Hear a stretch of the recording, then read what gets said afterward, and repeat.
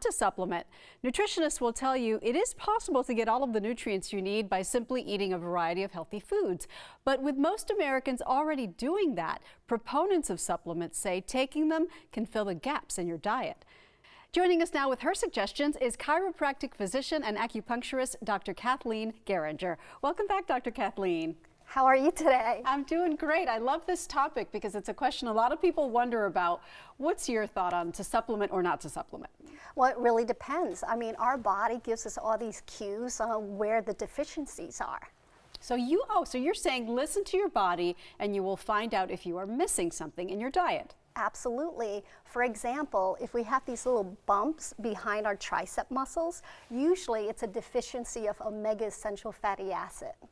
Oh, wow. I get those sometimes. Yeah. So let's say you find out that you have those little bumps or something else. Do you just want to take the thing you're missing, or do you want to take a multivitamin with everything?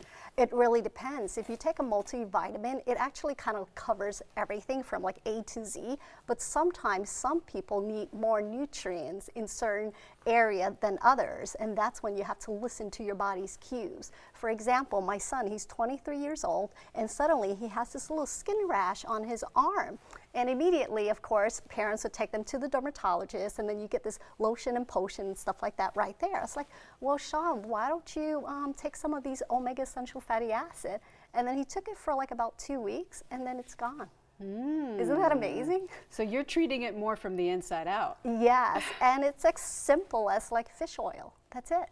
That's good. That's always a good addition to any diet, I find. Are there other body cues that signal other deficiencies? Yes, what I often see is patients with these little pinprick cherry spots, they call it, and it's around the abdomen area. It looks like pinprick little red spots, and what that indicates is a imbalance of hormonal imbalance, like an estrogen dominance, or young females that are between like the age of 20 to 30. It can be PCOS, polycystic ovarian syndrome. And they're like little, like how big would you say? Just it's sometimes it's a little pinprick, okay, or sometimes it can be a size of like a little droplet of water or something like that, and it's a little cherry red spots. Ah, I see them there in the photo. Okay, yes. So look for that, which could signal what you mentioned. Skin tags, you say, may also be an indication of a problem. Yes, that can be an indication of diabetes. Sometimes on blood work, your glucose level looks great, hemoglobin A1C looks great, but your body's telling you something because our skin is the largest organ. People don't realize that, and the skin breathes. The skin's able to absorb a lot of like nutrients and toxins, so we have to be careful what we put in our skin too. So you already mentioned the omega-3 fatty acids. What are some other supplements that you find yourself recommending a lot? Vitamin C, going back to the cherry red spots. The reason why it's these little pinprick spots is because your capillaries need vitamin C and collagen for it to be nice and not as pliable. So when they burst, that's why that little red spot shows up. And what about for the skin tags problem? The skin tag, I would say cut down the glucose, cut down on the sugar, and really be mindful of what you put in your body.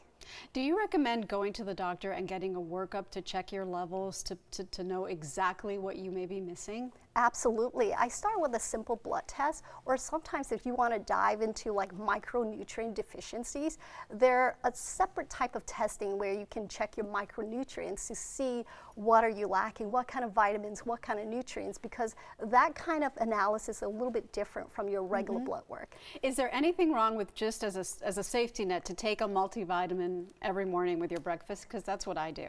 Absolutely, and I'm also big on, you know, taking like a greens powder drink in the morning too. So what that does is it helps to alkalize the body, and it actually helps to support the nutrients that you're missing throughout the day. So it gives you the vegetables and the fruits that your body needs. What is it called again? I just say like an active greens powder. Oh, okay. Yeah. We'll look for that. Thank you always for being here.